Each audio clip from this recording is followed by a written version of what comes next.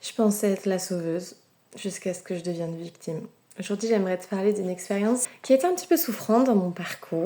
J'ai rencontré un homme quand j'étais étudiante qui s'est avéré par la suite, alors c'est ce que j'ai décelé, mais je pense fortement que c'était quand même le cas, être un pervers narcissique qui faisait aussi des études de psychologie avec moi.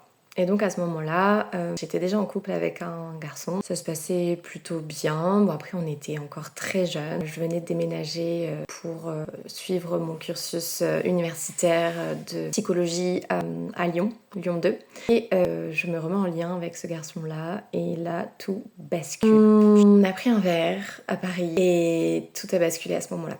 Je me suis sentie dans une énergie totalement différente. Déjà le fait de le voir, de lui raconter un petit peu mon stress avec le déménagement, avec ma nouvelle vie qui allait commencer. Sur le moment, je me suis dit c'est peut-être les signaux que mon corps m'a envoyés. Donc il y a eu des tremblements, j'en ai même vomi quand je suis rentrée chez moi. J'avais analysé ça assez naïvement comme juste un symptôme de comme je me suis livrée, il y a des choses qui se déchargent et qui se libèrent.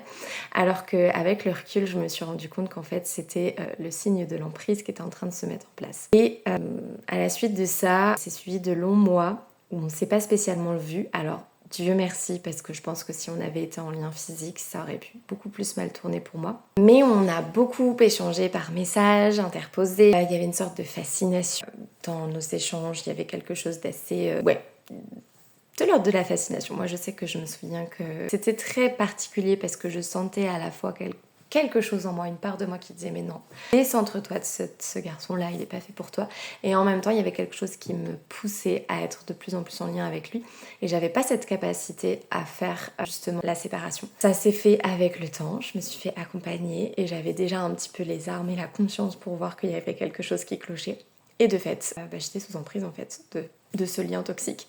Ça m'a fait quitter ma relation de l'époque, ça m'a fait quitter mes études, ça m'a fait arrêter beaucoup de choses. Sur le moment, ça a été une catastrophe pour moi, j'étais vraiment au plus bas. Aujourd'hui, ça me permet justement de venir t'accompagner avec des clés de compréhension que j'ai moi-même vécues et je suis passée moi-même par l'expérience, je l'ai vécu de l'intérieur. Je t'invite à t'abonner si tu veux recevoir toutes mes actualités autour de la relation toxique et le déploiement de ton pouvoir personnel. Je te dis à très bientôt.